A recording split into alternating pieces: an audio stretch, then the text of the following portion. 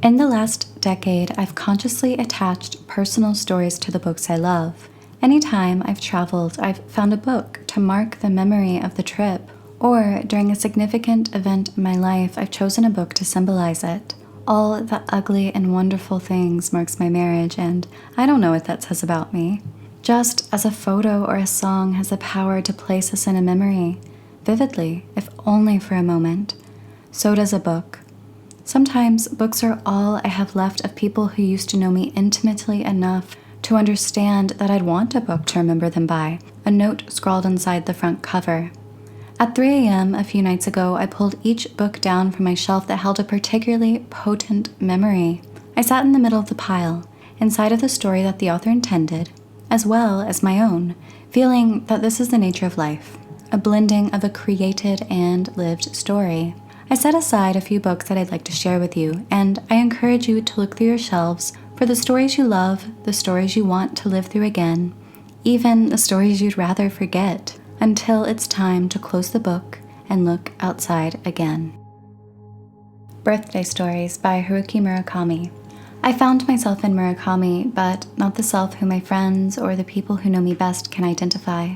Murakami's fiction represented my inner world, the place where I spend most of my time, a realm that is typically held under heavy guard whether I like it or not. The appreciation of the mundane apparent in his work, and the treatment of the fantastical as hardly separate from the mundane, gave me hope that the outer world could be worth merging with the interior that I'd cultivated in solitude. Much of my introduction to Murakami was spent at the corner of my then new boyfriend's small bed. He'd sprawl out, and I would sit in the corner of his twin bed under a lamp, reading Kafka on the Shore and 1Q84 long after he'd fallen asleep. I read Murakami's work so often over the next couple of years that many of my dreams featured Japan as Murakami described it. The strolls Naoko and Toru took in the lush green hills near Kyoto and Norwegian wood, and the standstill Shuto Expressway Aomame escaped in 1Q84. I described these dreams to Fred, my no longer new boyfriend, who had become my husband, and he listened. Closing in on the end of a year spent living with him in his hometown, Lyon, he surprised me with tickets to Japan for my 24th birthday. We left on Valentine's Day for Tokyo. We spent 2 weeks riding the train around Japan, feeding deer in Nara, walking through a cedar forest in Koyasan, snow-covered graves crowding the path before we reached the silent temple, smoke rising from its chimney, staying in a love hotel and a capsule hotel, and temples filled with young Americans who fell asleep as they watched the morning prayers of the monks who kneeled with their backs to them. I spent a majority of the trip in a state of wonder and excitement. The life-altering anxiety I'd experienced throughout the year was almost forgotten, and the even more difficult period ahead was unimagined, except for the day of my birthday. I studied myself in the mirror the morning I turned 24, which I often avoided because I didn't recognize myself, and although I was still young, I felt myself ripped from youth before ever having the arrogance to enjoy it. We wandered around Harajuku during the day, eventually making our way to Shinjuku, where we stopped in front of a department store to rest. The store was filled with computers and home appliances, and through the window I saw that there were books as well. There were a few English books when I went inside to check, but I found the one I needed to find. Birthday Stories, a short collection edited by Haruki Murakami. Fred asked if I needed another book, and I was surprised that he couldn't see what had happened. This find was a hello, and I've spent the past 3 years searching for these rare moments of recognition. The Illustrated Man by Ray Bradbury. My grandpa Dave and step-grandmother Jean invited me to spend the summer with them when I was 20. My father is from Shropshire in England, but he moved to America to marry my mom in the early 90s. My parents' marriage didn't last long, and my dad became a hostile and ghostly figure to me for most of my life, with the exception of the time we spent together in my early 20s when we'd share joints together on country roads. Happy and conflicted memories. As a child, I saw the pain he put my mom through when she was left with his debt, fighting to keep the house, gaslighted by a voice on the other end of the phone. But because he was rarely around, I held on to what I had of him. What I had was his personality, his interests, and his history because I was his daughter. I wanted to be close to him. Sometimes I'd find a book of his tucked away, a poem of his unfinished, forgotten within the pages, and feel like who I was made sense. I'd been to England as a baby and met a few family members when they visited my dad over the years, but for the most part, the sight of me was a mystery. I was grateful for my grandparents' offer, and they were kind and generous during my stay. I was able to see many of the people I'd either never met or met when I was too young to form memories. My grandparents took me around England and Wales, where my dad was born, which will always be the country I belong in as far as I'm concerned, and gave me time to wander the area and which church my dad grew up in. I walked through the same woods, World War II shelters still standing within them, that my dad played in, and each day his life became less abstract to me. I worked as a hostess at my uncle's restaurant that summer, housed in a 15th century Tudor-style building, and I spent my breaks wandering through Shrewsbury, usually ending up at a charity shop or Waterstones. It was during this time that I met Bradbury. I'd read some of his works before, but it was that summer that my devotion to his story solidified. The summer that Bradbury helped me understand that wonder and magic could last a lifetime as long as you could create and read stories. I remember the day my relationship with Bradbury began. I had enough money left to cover lunch and dinner. That also meant that I had enough money to buy a book. I walked into Waterstones and roamed around thinking, come on, which one of you is the right one for right now? Where are you? I stopped at The Illustrated Man, plucked it from the shelf without thought, paid, and left. I had enough money for a discounted sandwich from Waitrose, so I bought a soggy tomato and mozzarella and walked to my favorite reading spot by the river. I spent much of my time by the river, next to a church I walked through as often as I felt wasn't weird. Half my time was spent with Vonnegut, Nabokov, and this time one of the Illustrated Man's tattoos. The other half, I was looking at people walk over the bridge, imagining my dad as a teenager doing the same. This was the home he spoke of constantly, that he missed in a way I understood better when my husband spoke of France when he was not allowed to return during the immigration process. Even more, this was the life I could have had. Would I have felt less alien, been more sociable, if I'd grown up on this side of the pond? Likely not.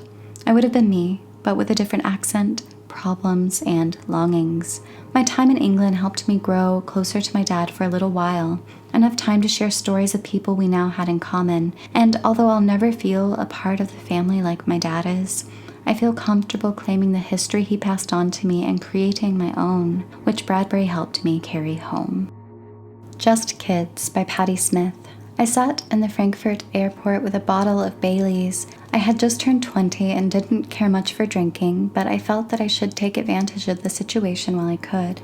It was Easter weekend, and I was flying on my mom's buddy pass as I always did. I was told there was little chance of getting back to America, much less Atlanta, for the next few days, so I settled into my book, Just Kids by Patti Smith, and finished the bottle. The last hope I had for the day was a flight to New York, and they told me that it was full. But I sat at the gate and read the last few pages of Smith's early life as rows were called and eventually standby passengers. I finished the last page as they called my name. Tears streamed down my face, and I know it was because of the story and the drink, but I don't know if that was the only reason why emotions surged through me. Studying in Lacoste, meeting my family in England, and the turbulent months that came before my trip marked a turning point in my life, and I must have felt it. Goodbye to all that. Goodbye to childhood. My overstuffed bag, I could not afford another bag, spilled open behind me. Books and clothes fell out. My grandmother threatened to burn my books the night before.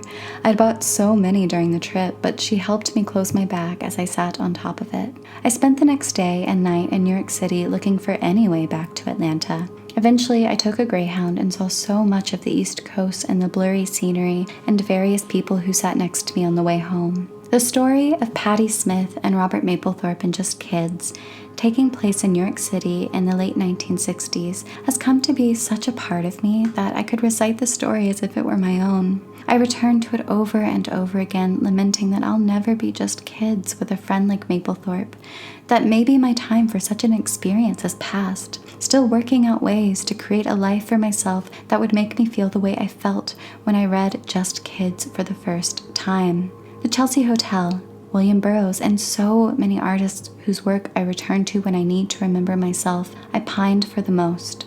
I saw the hunger in the bodies and spirits of young artists through romantic eyes. I didn't see the poverty that so many of the residents of the hotel faced with rose-colored glasses. It was the connection that I yearned for. All through college, I searched for groups of artists, but I could never step outside of myself enough for anyone to recognize me for who I was. So I passed through groups, attached to one friend of the friend, or dating someone who made me a part of their circle for a little while, but never a group of my own.